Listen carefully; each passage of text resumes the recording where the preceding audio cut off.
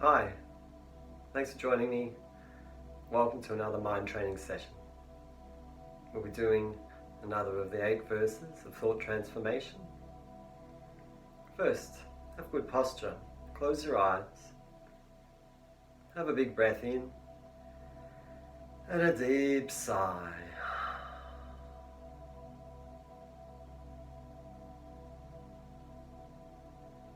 There's a Buddhist practice for meditation. It goes like this. If there are any benefits accumulated or gained from this practice, this meditation practice, we offer that positive merit for the good of others.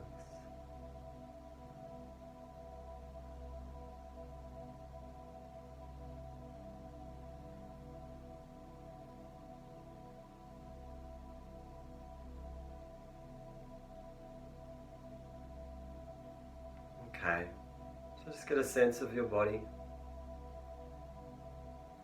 You've become still and quiet. You've taken the time to stop.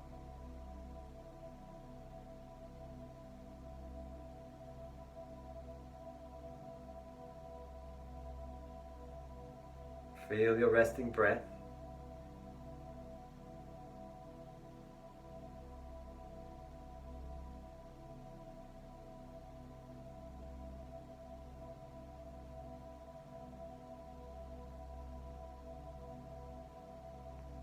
We're going to do a breathing technique for a few minutes to clear our mind, to become more relaxed and open. This breathing technique is all through the nose. It's based on the structure of slow, deep breathing. Slow in towards full, slow out towards empty. But we're going to count each side going up and going down, and we'll be using ratios. So this is an uneven pattern. The ratio is 1 to 2. So if you breathe in for 4 counts, then you need to exhale for 8 counts. If you breathe in for 6 counts, you need to exhale for 12 counts. If you breathe in for 10 counts, you need to exhale for 20 counts. And therefore, you're breathing out twice as slowly as the rate that you're breathing in. I hope that makes sense. Okay, so let's test it out. Keep it nice and gentle and slow. Start by having a sigh, a big breath in, and a deep release all the way down to empty. And then start breathing through your nose.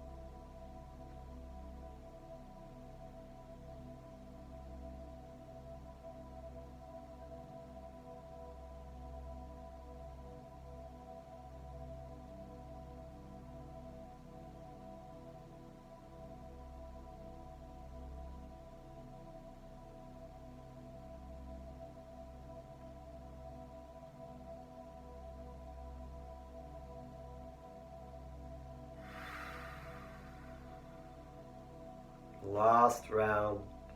Take your time. When you're finished, have a sigh.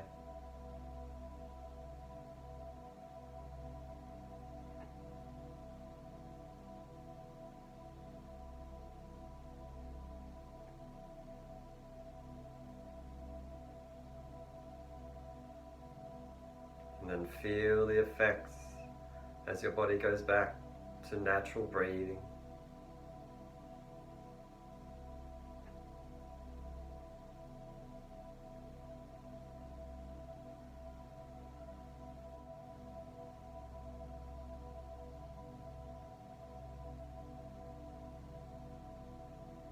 Okay, have another sigh.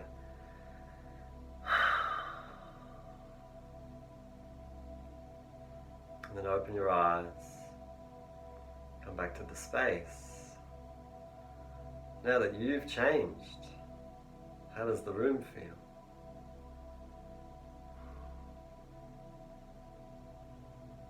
Something I've mentioned for a while, but if you ever have any questions, you can always try and contact me in the comment section. And also, I'm always available for private online meetings or sessions if you feel interested. The personal training can be really valuable. Alright, so let's do verse number 6 of Thought Transformation. Close your eyes again and I'll read this to you. When someone whom I have benefited and in whom I have great hopes gives me terrible harm, I shall regard that person as my holy teacher.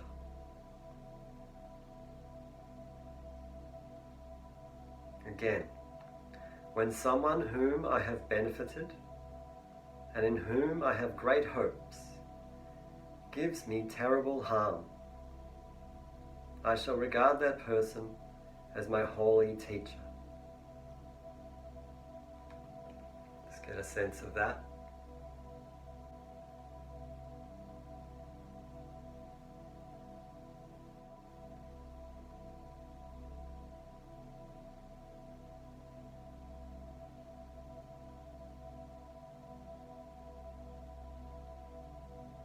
Have a sigh. Okay. So, it's interesting the wording here, I think. When someone whom I have benefited and in whom I have great hopes, that group of people, when they give me terrible harm, I shall consider them my holy teacher. An example of that is if you have children. They're people you have benefited and whom you have great hopes. When they give you harm, consider them your teachers. This is about learning. Whenever anyone does anything to us that we don't like, for the meditator, this is a perfect opportunity. And as His Holiness, the Dalai Lama would say, your enemy is your greatest teacher, and therefore your greatest friend. So, why is this a verse for thought transformation? Because it really targets the self-cherishing, that problem which we've already distinguished, that egocentric, self-absorbed part of our mind, this limiting, obsessive preoccupation. We want to break that down. And whenever anyone does anything to you that you don't like, it's going to flare up straight away. So you really get to see it. So if you're a meditator, which means you're being mindful every day, trying to be mindful all day, every day, then your interactions with other people, this is your playground for learning. And whenever conflict arises, whenever your self-cherishing arises, whether you feel hurt, disrespected, whether you feel you're going to lose something, we get to see the self-cherishing. We get to see its particular nuances. And that's why when things happen to us that we don't like, we get a great chance to learn. So, if you're married, or even when you're with your friends, you'll have many clashes of opinion, and you'll have many times when problems come up. And then what your mind will do is react. So, listen to that moment. Change your mind and say, what is it that you are teaching me? Thank you for being kind enough to teach me about my self-cherishing obsession, giving me an opportunity to transform my mind and life. Now, very often this ideal will be challenged, and so over the years as a meditator, you'll find great work in this area. Okay, close your eyes.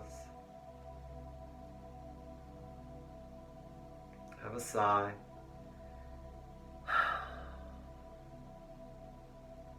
I'll read it one more time. When someone whom I have benefited and in whom I have great hopes gives me terrible harm, I shall regard that person as my holy teacher. Let's have a couple minutes to think about some conflicts, dramas and disagreements that we've had recently with people, and see how, if we viewed those people differently, if we truly viewed them as our teachers, what could we get out of this? What could we learn? How could we transform our mind?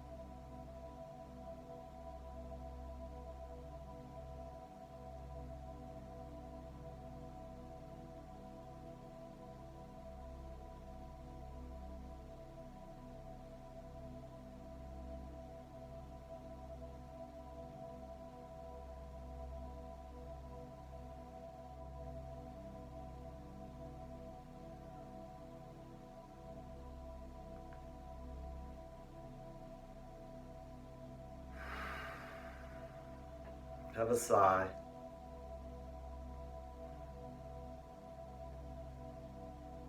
Open your eyes. It's something I just thought of that's so much a part of this. It's anger. If I harbour anger, if it builds up within me, anger at feeling that someone else has done something wrong to me, I harm myself. This approach transforms that.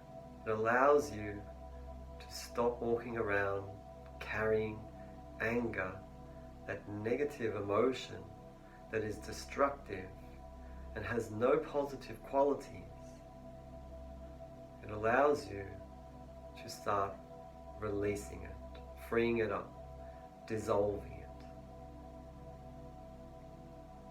Think of the world where we're just so angry, so often, angry at each other, angry at ourselves. Anger is a very destructive emotion. And so transforming anger, that's not easy, This is the pathway to achieving that. You have to use your logical mind, use your intelligence as well.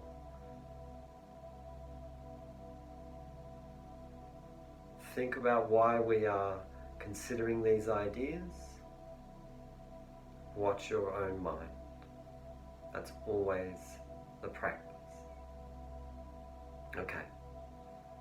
Thank you very much. Hope to see you next time.